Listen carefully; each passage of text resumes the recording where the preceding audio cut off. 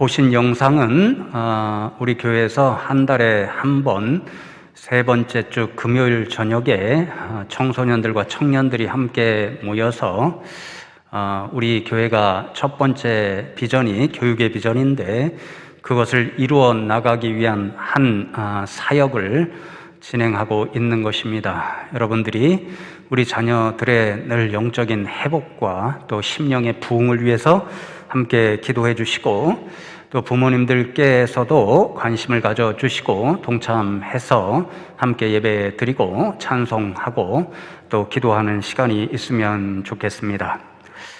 오늘부터 앞으로 3주 동안 계속해서 교회에서 말씀드리고 있는 비전 2030 설명드리며 말씀을 나누는 시간을 가지려고 하는데요.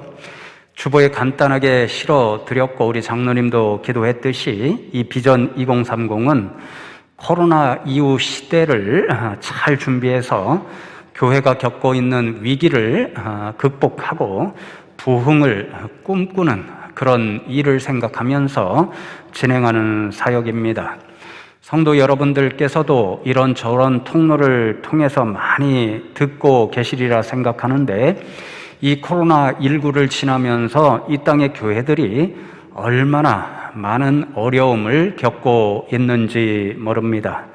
지난주에는 우리 은평구 일부와 저 일산 지역의 교회들이 속하는 서북로회 한 교회를 섬기시는 선배 목사님과 잠시 통화를 할 수 있는 시간이 있었습니다. 이 서북노회에는 여러분들이 잘 들어보셨을 한소망교회나 광성교회 같은 그러한 초대형 교회가 속해 있습니다. 우리가 눈으로는 그런 초대형 교회만 쉽게 보게 되는데 사실상 이런 노회에는 그런 초대형 교회는 한두 교회 있을 뿐이고 대부분의 교회들은 100명 전후의 연약한 교회들입니다. 그런데 그 목사님께서 통화하실 때에 큰일 났다 이렇게 말씀하시면서 서북노회 소속교회가 60교회가 넘는데 그 가운데 16교회가 지금 합병을 추진하면서 노회에 허락을 해달라 그렇게 청원이 올라와 있다고 합니다. 16교회가 두 교회씩 짝을 지어서 서로 한 교회가 되겠다 이런 이야기이니까요. 16교회가 합병하게 되면 8개로 줄어드는 현실이 됩니다. 코로나 시대에 대면 예배에 나와서 성도님들이 함께 예배하고 교제하고 교회를 사랑하는 마음이 뜨겁게 일어나서 헌신하고 그래야 재정적인 여건이 충족이 되어 교회가 운영이 되는데 그렇지 못한 상황이 지속되고 있으니까 교회 운영이 참 어려워져서 합병할 수밖에 없다 이런 이야기를 들었습니다. 이 코로나 시대의 교회가 얼마나 어려운가를 단적으로 보여주는 예이고 그래서 많은 목사님들이 예견하기를 코로나가 지금 올해도 거의 끝나지 않을 것이라는 게 현실이 되고 있잖아요. 이런 시간들이 지속되게 된다면 이 땅의 교회들이 수없이 그만 문을 닫고 말아야 하는 현실이 펼쳐질 것이다 이렇게 우려하고 걱정하며 기도하고 있습니다. 여러분 이런 어려운 현실을 들으면서 담임 목사로서 가장 먼저 드는 마음이요 하나님께서 우리 숭실교회에 베풀어 주신 은혜가 참 감사하고 성도님들의 헌신이 참 감사하다 이런 생각이 먼저 들었습니다. 이 어려운 와중에도 예배에 대한 열정을 가지시고 약 70%에 가까운 성도님들이 우리 대면 예배 현장에 나와 계시고 또 가정에서도 열심히 우리 성도님들이 함께 예배하고 있는데 전국 교회에서 가장 최상위에 속하는 그런 열심을 보여주고 계십니다. 또 많은 교회들에서 재정적으로 참 어려운 시대를 지나고 있는데 성도 여러분들이 헌신해 주셔서 우리 교회는 아직 큰 어려움이 없고 사업을 계획한 것도 지역의 교회와 이웃들을 섬기는 그런 사역을 아무런 어려움 없이 행하고 있습니다. 얼마나 감사하고 담임 목사로서 성도 여러분의 이 헌신과 기도가 또 얼마나 은혜가 되고 감사한지 모릅니다. 그래서 여러분, 제 마음을 대신 여러분들이 옆에 분들과 표현해서 헌신해 주셔서 감사합니다. 다시 한번 격려할 수 있으면 좋겠습니다. 헌신해 주셔서 감사합니다. 그럼에도 불구하고 저희들이 잊지 말 것은 이 코로나 시대가 지나면 지날수록 교회가 점점 더 심각한 위기를 겪게 된다는 것, 그리고 그 위기가 점점 더 가중되고 있어서 우리 교회도 유사한 어려움이 언제든지 닥칠 수 있다는 생각으로 이러한 어려움을 대비하기 위해서 잘 준비해야 한다는 사실, 이 사실을 우리가 분명히 기억해야 합니다.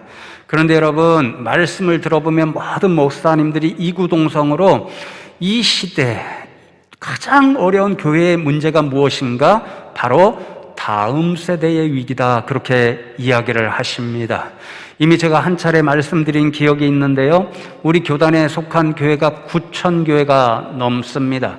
그런데 조사한 바에 따르면 이미 50% 이상, 약 5,000교회의 교회에는 교육부가 없습니다. 교회의 다음 미래를 책임질 우리 자녀 세대가 점점 더 교회에서 사라지고 있다라고 하는 안타까운 현실이 펼쳐지고 있는 거지요. 지난주에 통화한 그 목사님께서요, 전국적으로 가까운 친구들, 목사님들이 많이 있습니다. 이구동성으로 코로나 시대에 정말 어려운 것이 교육부에서 현실화되고 있다 말씀합니다. 아이들이 점점 더 교회를 나오지 않는다는 이야기인데요, 그 목사님 교회도 30, 40대 젊은 부부들이 많아서 코로나 발생하기 전에는 유치부만 100명이 넘는 그런 아이들이 모여서 함께 예배하고 말씀으로 신앙의 훈련을 받았습니다. 그런데 코로나가 시작되면서 젊은 부부들, 성도님들께서 아예 교회에 나오시지를 않고 지금은 유치부 전원이 약 10명 정도 모여서 예배를 드리고 말씀으로 훈련을 받는다고 합니다. 우리 교회는 교육자분들과 또 성도 여러분들 기도해 주시고 교사분들이 열심히 헌신해 주셔서 현재 다른 교회보다는 상황이 나은 편이지만 말씀을 들으면 점점 더 어렵습니다, 이런 호소를 듣게 됩니다. 그런데 성도 여러분, 하나님께서 우리에게 주신 첫 번째 비전이 교육의 비전, 다음 세대를 잘 양육하고 기도하는 비전인데, 이 어려운 시대에 성도 여러분들의 특별한 기도가 필요한 때임을 기억하시고 우리 교회를 위해서, 교육부를 위해서 헌신하고 계시는 교육자들과 교사분들을 위해서 기도해 주시면 감사하겠습니다. 그래서 여러분, 제가 늘 이런 상황을 생각하면서 또 하나님께서 우리 교회에 주신 첫 번째 비전이 교육의 비전이기 때문에 어떻게 하면 우리 교회의 다음 세대, 자녀 세대를 잘 양성할 수 있을까, 이런 생각을 종종 합니다. 그리고 공부하기 위해서 이런저런 자료를 찾아보고 글을 읽는 때도 있습니다. 언젠가 한 번은 우연하게 우리나라의 교회들보다 먼저 이 다음 세대, 자녀 세대의 위기를 경험한 바 있는 미국 교회에서 그런 위기를 극복하기 위해 어떤 노력들을 기울였는가, 그것을 소개하는 글을 읽을 기회가 있었습니다. 다른 것은 기억나지 않습니다. 그런데 미국 교회가 다음 세대의 위기를 극복하고자 하는 모든 관심, 그 첫 번째 모은 사역이 무엇이냐면요, 각 교회에 다니시는 성도님들의 자녀들을 온전히 예수님의 사람으로 양육하는 것, 그것을 제일 중요하게 생각하고 해야 한다, 그것으로부터 출발했다는 것입니다.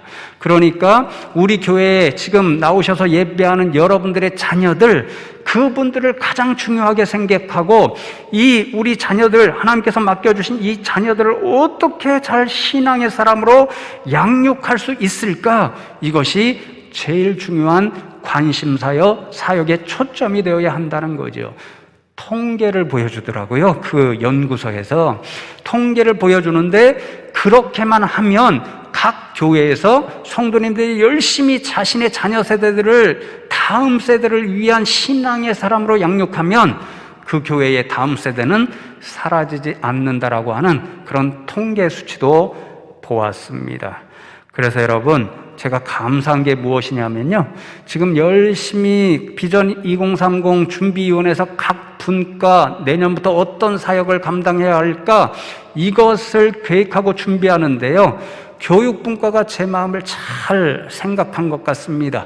그래서 제가 보고서를 1차로 받았는데요, 우리 교회가 가장 관심으로 삼아야 할 것이 먼저 우리 교회 성도님들의 자녀들을 잘 신앙으로 양육할 수 있는 방법, 그래서 어떻게 하면 그 자녀들을 우리 숭실교회의 다음 일꾼으로 세울 수 있을까, 그것을 고민해 보겠다는 그러한 보고를 해 주었습니다.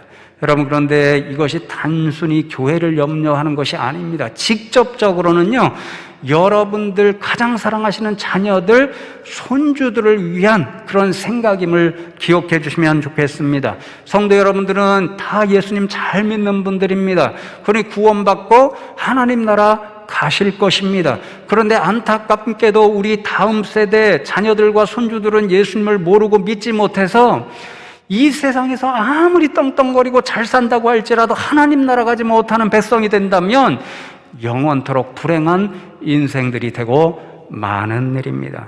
그러니 사랑하는 성도 여러분, 이 비전 2030 너무 크고 거창하게 생각하실 필요가 없습니다. 가장 중요한 일은 바로 우리가 그토록 사랑하는 자녀들을 예수님의 사람으로 잘 양육하는 그런 일, 그것을 위해 기도하고 사역하는 일이다, 이렇게 생각하시고 늘 기도해 주시고 협력해 주시면 감사하겠습니다. 오늘 함께 잠시 돌아볼 이 사사기의 말씀은 제가 늘 가슴에 기억하고 심어두고 묵상하는 말씀 가운데 한 말씀입니다. 그래서 언젠가 몇 년 전에 이 본문 말씀을 가지고 어린이 주일에 설교했던 기억이 있습니다. 그러나 오늘 또 한번 여러분들과 돌아보면서 묵상하기를 원하는 까닭은요, 이 말씀을 묵상할 때마다 저는 늘 두려움에 사로잡히기 때문입니다. 하나님, 이 말씀에 기록된 이런 일들이 제 사랑하는 두 아들에게는 결단코 일어나게 해야지, 일어나서는 안 됩니다. 이렇게 절로 기도하게 만드는 본문 말씀이기 때문에 그렇습니다.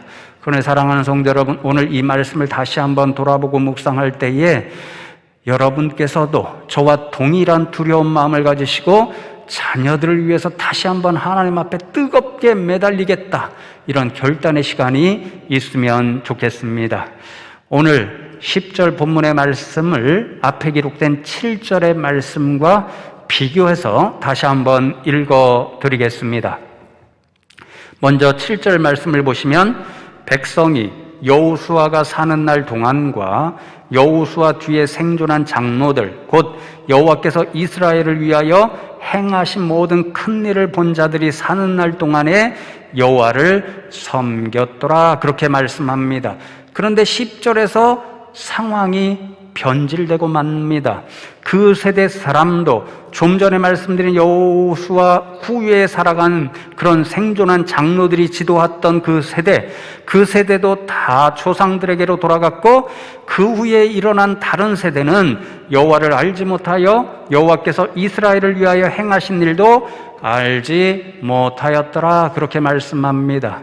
사사기 기자는 이 두 절에서 세 세대를 우리에게 열거해 주는데요, 여호수아 한 사람으로 대표되는 세대, 그리고 여호수아 뒤에 생존했던 세대, 그리고 그 뒤를 이은 다음 세대, 자녀 세대를 말합니다.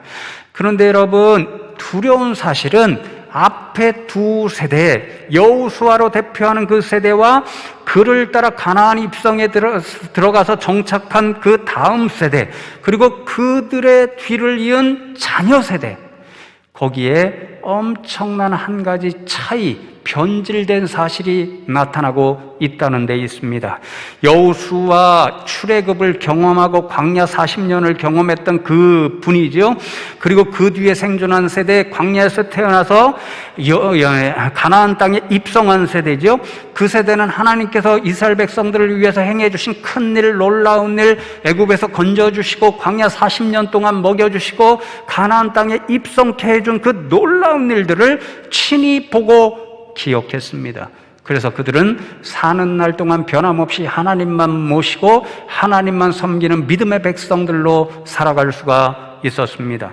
그런데 이 부모님 두 세대 이후에 태어난 다음 세대, 자녀 세대는 하나님께서 자신들을 위하여 행해 주신 그 놀라운 일들을 보지도 못했고 부모님들이 전해주었을 텐데 기억하지도 못했고 결국은 알지 못하는 세대가 되어 버렸습니다. 그래서 여러분, 이후의 11절 이하의 말씀을 보면 이 다음 세대, 자녀 세대는 하나님을 알지 못하였기 때문에 하나님을 섬기지 못하고 가나안 주민들이 섬기고 있던 이방의 우상들, 바알과 아스타롯과 같은 우상을 숭배하는 우상 숭배자들이 되고 말았습니다. 한마디로 다음 세대, 자녀 세대가 신앙이 변질되고 영적으로 하나님 앞에서 타락한 세대가 되어 버린 거지요. 그래서 여러분, 오늘 10절 말씀에 보면 그 세대를요, 다음 세대라 표현하지 않습니다. 자녀 세대라 표현하지 않습니다. 뭐라고 칭하죠? 다른 세대다, 이렇게 표합니다. 제가 언젠가도 말씀드린 바 있는 것 같은데요, 영어 성경에 찾아보니까 이 다른 세대라는 영어 표현을 두 가지 정도로 이렇게 번역한 성경들이 다 있더라고요. 발음은 좋지 않지만 읽어드립니다. Mutant Generation, Heterogeneous Generation. 뮤턴트라면요, 둘 다 굉장히 안 좋은 것입니다. 뮤턴트는 변질되고 헤테로지니어스는 종이 다르다는 거잖아요. 이게 불구가 됐다는 말도 있어요. 이게 엄청 좋지 않은 말, 변종세대, 종적으로 완전히 달라진 세대, 그런 세대가 됐다라는 거죠. 여러분, 이렇게 어떤 면에서 다른 세대, 변종세대, 이종세대가 됐나요? 신앙의 면에서 그랬습니다. 부모님 세대는 하나님만 알고 하나님만 섬기는 믿음의 백성으로 살아갔지만 자녀 세대는 하나님을 모르고 우상을 섬기는 우상 숭배자가 되어서 변질된 세대다, 변종 세대다, 이종 세대다, 그렇게 칭하고 있습니다. 여러분, 다음 세대가 이렇게 변종 세대가 되었을 때 그들에게 닥쳐온 인생의 결론은 무엇이냐면요, 이어지는 말씀에 보면 하나님께서 수없이 그들을 돌이키려고 애쓰셨지만 완고하여서 듣지 않으니까 결국 하나님의 분노를 샀고 하나님의 징벌을 받고 말았습니다. 하나님께서 이방 백성들에게 그들을 넘겨주셨고 그들은 참혹한 고통 가운데 하루하루를 사랑하는 불행한 인생이 되고 말았습니다. 사랑하는 성도 여러분, 이 두려운 장면을 저와 여러분, 그리고 사랑하시는 자녀들, 손주들에게 대입해 보시면 좋겠습니다. 만약입니다, 만약 우리 자녀들에게 이러한 일이 생겼다고 생각해 보십시오. 정말 끔찍한 일이죠. 절대 일어나서는 안 될 일입니다. 그러니 사랑하는 성도 여러분, 간절한 마음을 담아 축복합니다. 성도 여러분의 자녀 세대, 손주 세대는 결단코 하나님을 모르는 다른 세대가 되지 않기를 주님의 이름으로 축복합니다.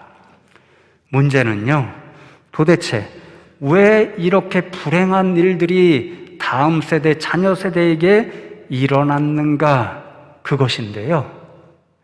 불행한 일이지만 부모의 영적인 책임 때문이었습니다.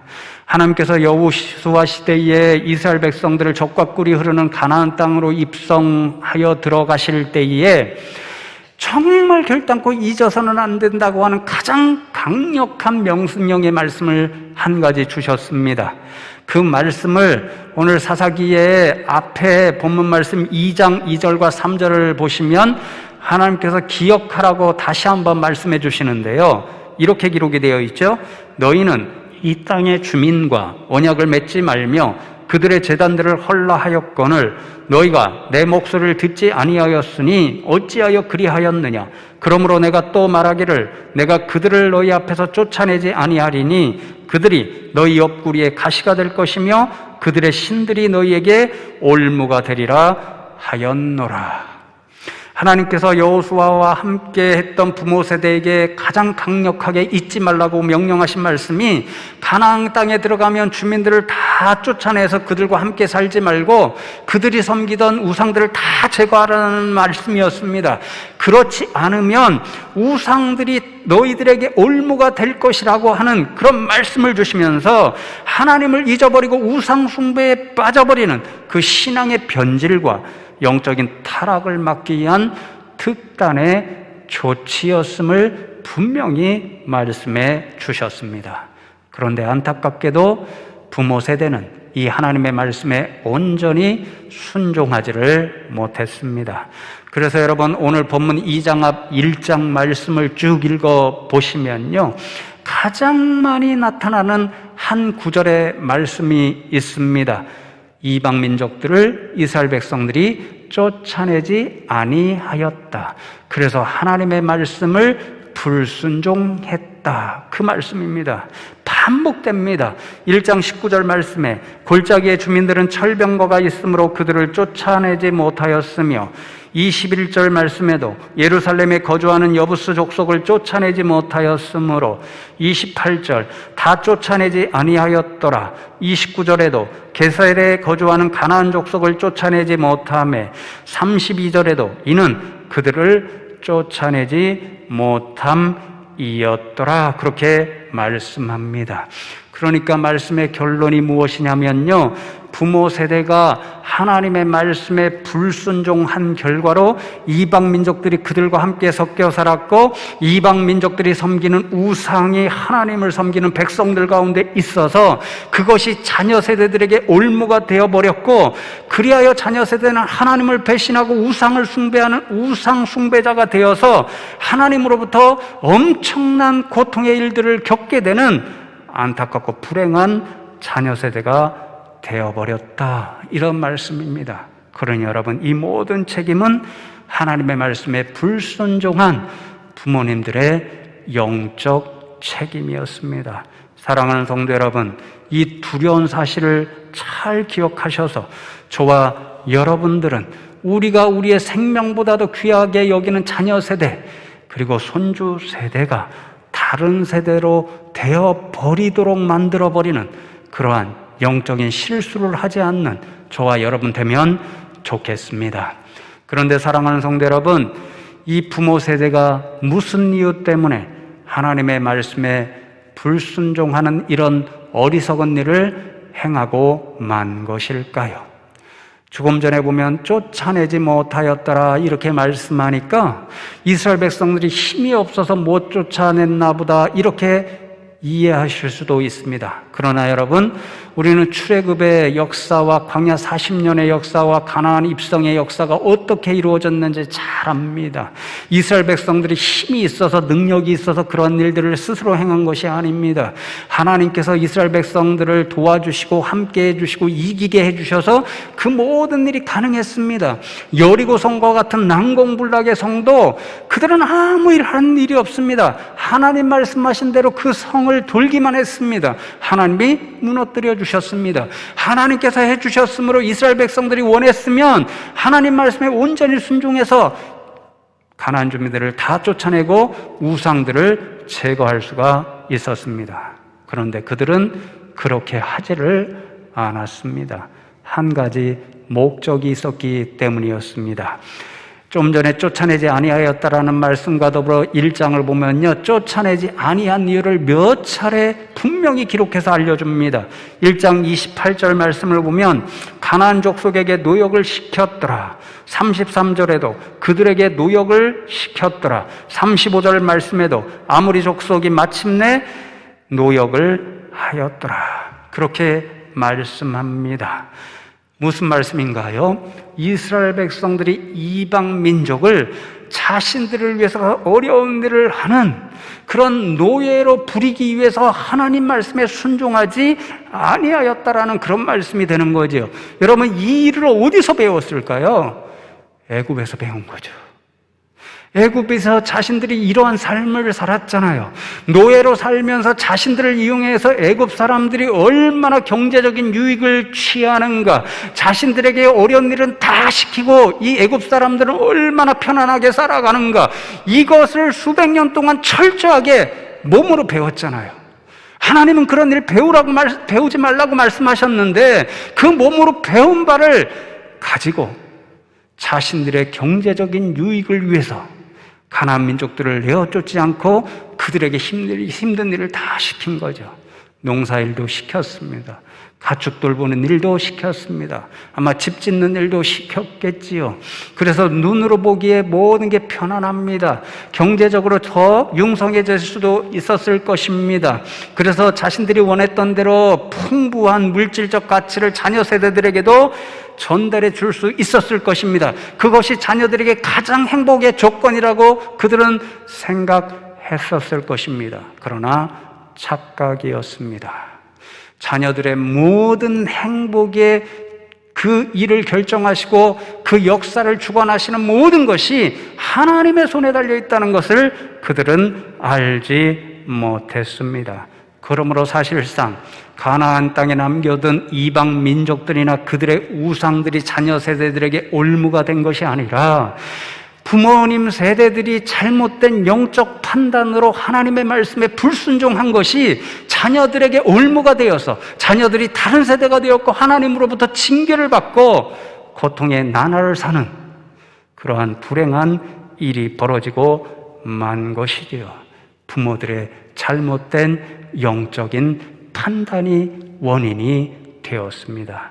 그러니 사랑하는 성도 여러분, 이렇게 돌아본 이 말씀으로부터 정말 두려움으로 적어도 두 가지를 이 시간에 결단하고 기도하실 수 있으면 좋겠습니다. 첫째는요, 저와 여러분의 가정에서 가장 중요한 일은 하나님을 잊지 않고 하나님을 믿는 일이라는 것, 믿음의 가정을 세우는 일이라는 것, 그것을 자녀들이 잊지 않도록 해주시는 부모 세대가 되면 좋겠습니다. 여러분 한번 생각해 보십시오. 여러분들은 자녀 세대에게 무엇을 가장 값진 것으로 물려주기를 원하십니까? 이스라엘 백성들의 부모님들은 경제적인 가치라고 생각했습니다. 필요한 것이지요. 물려주고 싶은 마음 저도 있습니다. 그러나 하나님은 말씀하시죠. 자녀 세대의 행복의 모든 일은 내 손에 달려 있으니 그거보다도 더 가치 있는 일은 나를 알고 잊지 않고 나를 믿는 신앙의 가치, 믿음의 가치라고 분명히 말씀합니다. 오늘날 수많은 교육학자들이 이구동성으로 말하는 한 가지 사실이 있는데요. 20세기의 부모님 세대들이 자녀들 세대를 잘못 교육한 것이 있다고 합니다. 그것은 다 성공지향적이고 물질지향적인 가치만 심어줘서 자녀들이 풍요한 물질은 누리지만 세상을 위해서 헌신하고 존경받는 사람들로 살아가는 숫자가 점점 더 줄어들고 있다는 것입니다. 어제요, 일부 예배 때는 말씀을 안 드렸는데 제가 우연히 TV를 보면서요, 이 친구 진짜 대단하네, 존경해야 되겠네, 이런 한 분의 이야기를 잠깐 봤습니다. 아이들이 용형 이래가지고 도대체 용형이 뭐야 이렇게 생각했는데요, 어제 그게 뭔지를 알았어요. 용감한 형제를 줄여서 용형 그러는 거예요. 애들한테 관심을 기울여야 이해를 할 수 있죠. 용감한 형제라고 하는 가수예요. 무섭게 생겼어요. 여기에 손을 보면요, 문신을 다 하고요, 여기에다도 문신을 해가지고 파스를 붙이고 가려서 나왔더라고요. 근데 이 친구가 어린 시절에 굉장히 좋지 않은 그런 삶을 살았던, 사람들이 다 무서워하고 피하던 그런 존재였습니다. 근데요, 예수를 만났어요. 예수님을 만나고 인생의 모든 것이 변했습니다. 이분이 누구냐면요, 여러분 요즘 브레이브걸스 들어봤어요? 모르시나요? 역주행으로 뜨고 있는 이 상반기에 가장 핫한 이 4명으로 된 걸그룹입니다. 제가 TV만 보고 있는 사람이 아니라 들어서 알고 있는 거예요. 네, 이 브레이브걸스의 롤린이라고 하는 게 군인들한테 아주 인기가 높아서요, 군통령이에요. 군대에서 가장 핫한 걸그룹인데 이게 막 뜨는 거예요. 난리가 났어요. 그래서 주요 방송에 보면 다 이 친구들 모시려고 애를 쓰고 있어요. 거기를 키운, 그리고 그 롤린을 작사 작곡한 사람이 용영이에요. 무섭잖아요. 근데 예수를 만나고 변한 게 뭐냐면요, 새벽 기도를 날마다 나가요. 좀 무서울 것 같아요. 새벽 기도 나왔는데 여기에는 이렇게 문신이 있고 여기 문신 있으면 목사가 보기에도 부담스러울 것 같아요. 새벽 기도 나가요. 꿈이 뭐냐 물었어요. 거기에 제가 감동을 한 거예요. 돈 많이 벌면 성공한 음악가가 되고 싶대요. 자기가 계획한 목표한 그 물질 수준이 있대요. 그러면 그만둔대요. 다 그냥 내려놓는데요. 그리고 자신은 뭘 하고 싶으냐? 바퍼 운동하고 싶대요. 바퍼 운동. 자신이 어디를 갔더니 어르신들이 막 점심에다 굶주리고 있는 어르신들을 보고 그분들에게 한번 식사 대접을 했는데 너무너무 기뻤대요. 너무너무. 이게 의미 있는 일이구나. 그래서 바퍼 운동하고 싶대요. 여러분, 이게 믿음의 가치를 가진 사람들의 일이에요. 경제적인 가치만 갖고, 물질적 가치만 갖고 살면 자신의 배만 불리게 돼 있어요. 그럼 믿음의 가치를 가진 사람은 하나님이 주신 그 물질을 가지고 세상을 살리고 세상에 하나님의 영광을 드러내고 많은 사람들에게 존경과 사랑을 받는 예수 믿는 사람이 되는 거예요.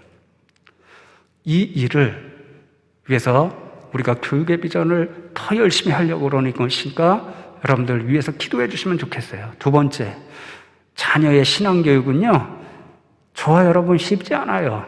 목사인 저도 쉽지 않습니다.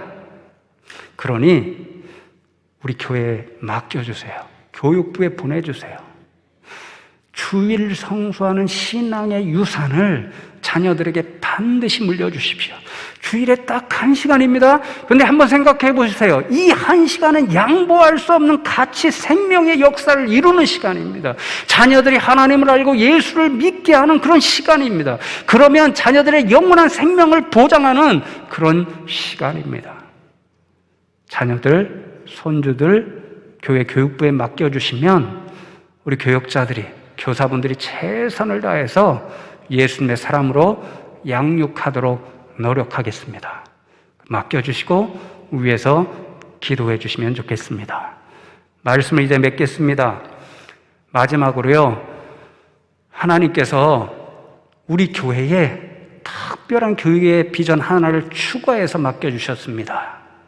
우리 자녀, 손주들의 신앙 양육뿐만 아니라 숭실학원, 이 학원에 찾아오는 아이들에게 예수 그리스도의 복음을 전할 수 있도록 영적으로, 물적으로 후원해주는 비전, 사명을 우리에게 맡겨주셨습니다.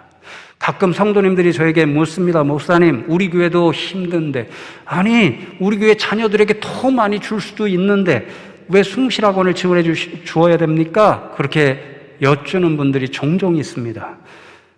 두 가지 쉽게 이 자리에서 말씀드립니다. 우리 교회는 애초부터 숭실학원을 지원해주기 위한 설립 목적을 가지고 이 땅에 하나님께서 태어나도록 해주셨습니다.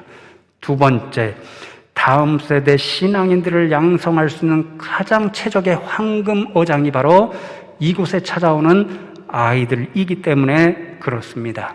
여러분, 우리 교회 성도님들은 이것은 다 기억하셔야 합니다. 숭실학원 정관 제5조를 보시면 이렇게 써 있습니다. 본 법인의 정관의 변경은 이사회에서 이사정수의 3분의 2 이상의 찬성으로 의결하고 대한예수교 장로의 숭실교회의 동의를 얻어 서울특별시 교육감의 인가를 받아야 한다. 정관은 학원의 모든 설립 목적 그리고 기본 정신을 담고 있는 가장 중요한 학원의 문건입니다. 그 기본 정신 설립 취지를 마지막까지 지키는 사명이 성도 여러분에게 있다. 우리 교회에 있다라고 하는 정관의 5조의 이야기입니다. 여러분, 만일 이 숭실학원이 기독교 학원인데도 그 정신을 버리고자 한다면 저와 여러분에게 최종 동의를 요구합니다. 여러분들이 다 다 저한테 동의해 주십시오, 사인해 주십시오라고 말씀하고, 우리 이사장 장로님도 우리 교회 나오시는데 막 해주셔야 된다고 해도, 여러분들이 다 위협하고 협박해도 저는 굴복하지 않습니다. 사인 못합니다. 하나님께서 하나님 나라 오시는 그날까지, 완성되는 그날까지 하나님 주인 되시는 학원, 기독교 정신과 성경 말씀의 정신으로 아이들을 세상 지식뿐만 아니라 하나님의 지혜를 가르치는 학원으로 세워주신 하나님의 학원이기 때문에 그렇습니다. 문에 들어올 때 보시죠. 일제시대에 왜 이 학교를 자진 폐교했습니까? 일본 사람들이 그 정신을 훼손하고 지키지 못하도록 했기 때문에 자진 폐교했습니다. 이 학원이 하나님의 학원으로 남기를 원하지 않는다면 존재 이유가 사라지는 일인 거지요. 3년 전쯤의 일입니다. 관계교육기관에서요, 꽤 높으신 분이 저에게 연락을 주셔서 저를 만나자고 합니다. 만나서 여러 이야기를 하는데 결론은 숭실학원에서 가능하면 기독교육을 하지 마시오. 예배도 드리지 마시오. 이런 거 하려면 아이들에게 100% 자율적으로는 맡겨주시오. 사립학교의 기본 정신이 그런 것이니 가능하면 기독교 정신을 빼고 세상의 지식만 가르치시오. 이렇게 요구합니다. 제가 그 요구를 듣고요, 오히려 그분에게 이렇게 여쭈어 보았습니다. 선생님, 제가 미국에서 공부할 때 가만히 살펴보니까 전 세계에서 그 사립의 정신, 개인 존중, 개인 자율의 정신을 가장 강조하는 나라가 미국임에도 불구하고 그런 나라조차도 공공기관의 자율성, 그 기관이 세워진 기본 정신은 지키게 해 주었습니다. 만일 숭실학원의 기본 정신을 가지고 이곳에 찾아오는 아이들을 기독교 정신, 말씀의 정신, 참과 사랑의 정신으로 양육한다면 이 아이들이 나중에 우리나라 곳곳의 현장에 나가서 나라를 위해서 일할 때 많은 사람들을 봉사하고 섬기는 좋은 일꾼이 될 수 있겠습니까? 못 되겠습니까? 그렇게 여쭈었습니다. 그분이 잠시 삼각하더니요, 그럴 수 있겠습니다, 이렇게 대답을 합니다. 그래서 제가 마지막으로 뭐라고 말씀드렸냐면요, 숭실학원이 앞으로도 계속해서 기독교 정신 말씀으로 아이들을 세상 지식도 가르치고 그러한 말씀의 지혜도 가르칠 수 있도록 잘 도와주십시오. 만일 그런 일을 막으신다면 제가 제일 앞장서서 선생님과 싸우겠습니다. 그렇게 대답했습니다. 잘했죠? 많이들 끄덕해 주셔서 감사합니다. 하나님께서 우리 교회의 숭실학원의 권학정신, 기독교학원의 정신을 수월하는 이 교육의 비전, 특별한 사명을 주셨음을 기억하고 기도해 주시면 감사하겠습니다. 그렇습니다. 성도 여러분, 저와 여러분에게 주신 이 교육의 비전, 우리 자녀 세대를 예수님의 사람으로 잘 양육하는 비전과 숭실학원의 기독교 정신을 수월하는 이 사명, 이 비전을 저와 여러분이 합력하고 기도하고 함께 일함으로써, 동역함으로써 이루어낼 수 있는 저와 여러분 다 되시기를 주님의 이름으로 축복합니다.